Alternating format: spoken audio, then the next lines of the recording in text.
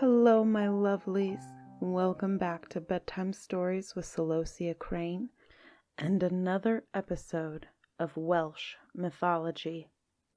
Before we dive into the story, I'm going to take a moment to tell you about another tier over on my Patreon and explain to you the benefits to you if you subscribe at the $5 a month tier. So I call this my Dragon tier. And it gains you access to the story chapters and Mythology Monday, same as the $1 tier. But you also get a monthly video update from me.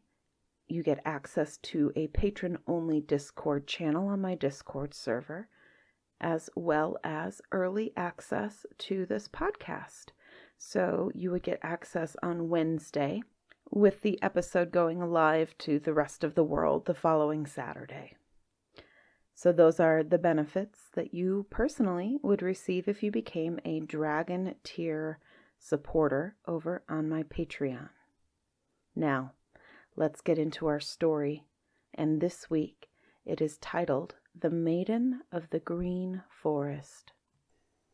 Many a palace lies under the waves that wash Cymric land, for the sea has swallowed up more than one village, and even cities. When Welsh fairies yield to their mortal lovers and consent to become their wives, it is always on some condition or promise. Sometimes there are several of these, which the ladies compel their mortal lovers to pledge them, before they agree to become wives. In fact, the fairies in Cymric land are among the most exacting of any known. A prince named Benley of the Powys region found this out to his grief, for he had always supposed that wives could be had simply for the asking. All that a man need say to the girl to whom he took a fancy was this: "Come along with me and be my bride." And then she would say, "Thank you, I'll come," and the two would trot off together. This was the man's notion.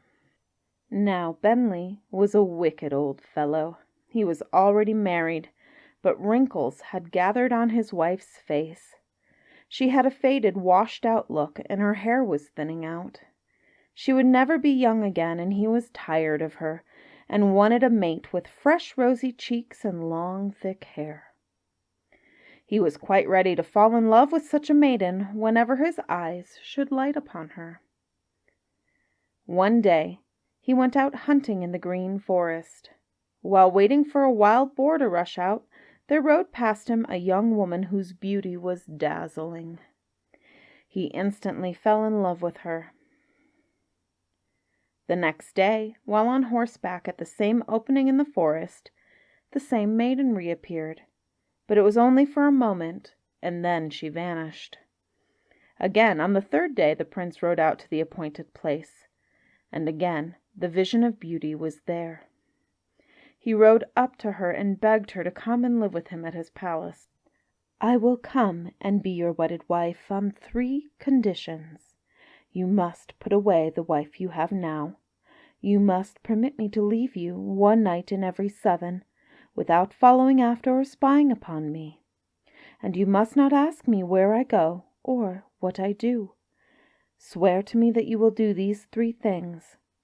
Then, if you keep your promises unbroken, my beauty shall never change. No, not until the tall vegetable flag reeds wave and the long green rushes grow in your hall."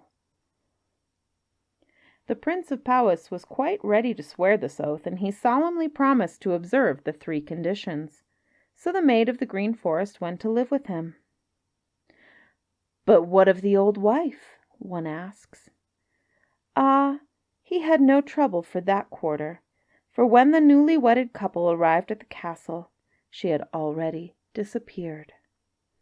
Happy indeed were the long, bright days which the prince and his new bride spent together, whether in the castle or outdoors, riding on horseback or in hunting the deer. Every day her beauty seemed diviner and she more lovely. He lavished various gifts upon her, among others that of a diadem of beryl and sapphire. Then he put on her finger a diamond ring worth what was a very great sum, a king's ransom. In the Middle Ages, monarchs as well as nobles were taken prisoner in battles, and large amounts of money had to be paid to get them back again. So a king's ransom is what Bentley paid for his wife's diamond ring. He loved her so dearly that he never suspected for a moment that he would ever have any trouble in keeping his 3 promises. But without variety, life has no spice, and monotony wearies the soul.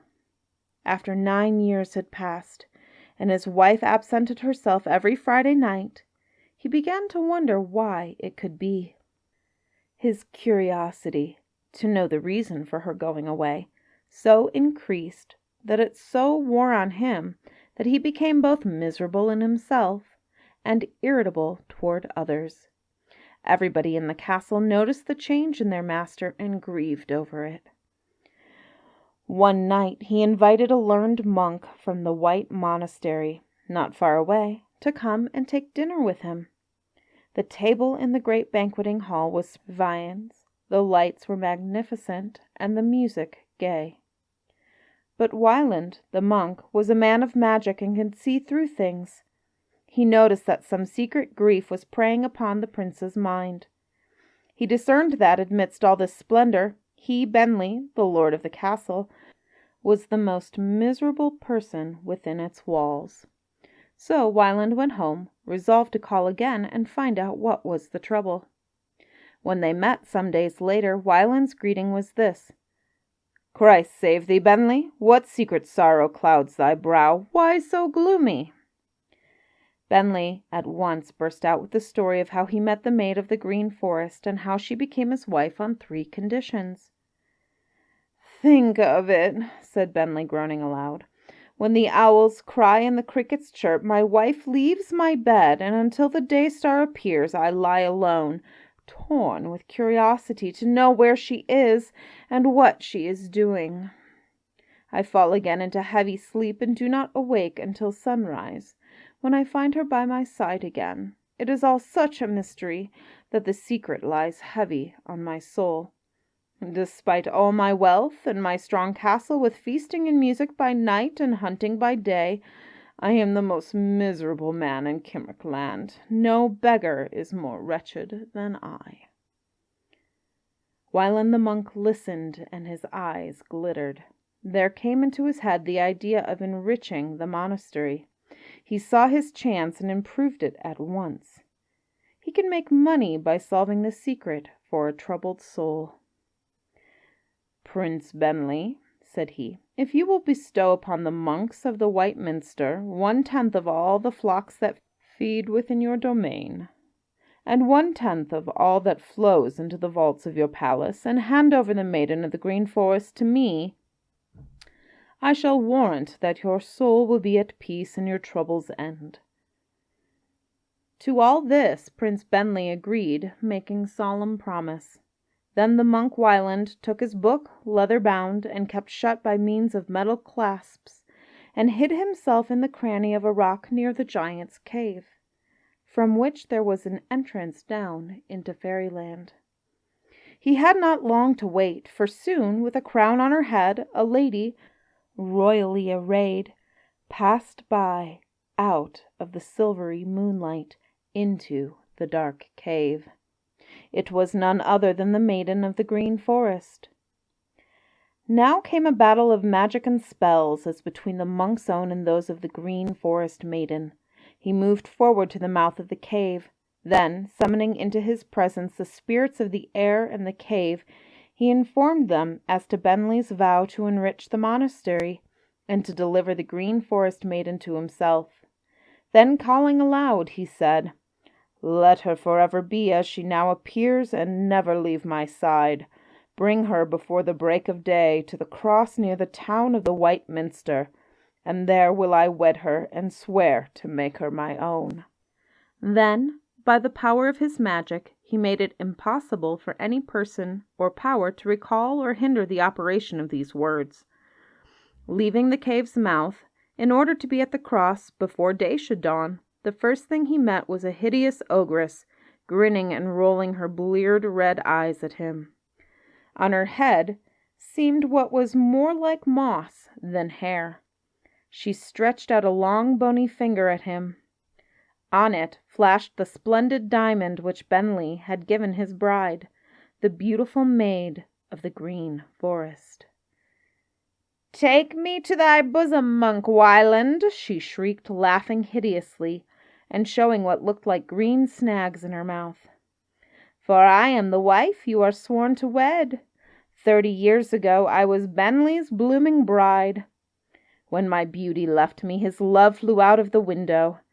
Now I am a foul ogress, but magic makes me young again every 7th night. I promised that my beauty should last until the tall flag reeds and the long green rushes grow in his hall." Amazed at her story, Wieland drew in his breath. "And this promise I have kept. It is already fulfilled. Your spell and mine are both completed. Yours brought him the peace of the dead. Mine made the river's flood rush in. Now waters lap to and fro among the reeds and rushes that grow in the banqueting hall, which is now sunk deep below the earth. With the clash of our spells, no charm can redress our fate. Come then, and take me as thy bride, for oath and spell have both decreed it as thy reward. As Bentley's promise to you is fulfilled, for the waters flow in the palace vaults, the pike and the dare, fish, feed there." So, caught in his own dark sordid plot, the monk, who played conjurer, had become the victim of his own craft. They say that Wieland's cross still recalls the monk, while fishermen on the Welsh border can, on nights with smooth water, see towers and chimneys far below, sunk deep beneath the waves. And that was the Maiden of the Green Forest. I hope you were as surprised as I was by that twist ending. And I hope you will come back for one more Welsh folktale next Saturday.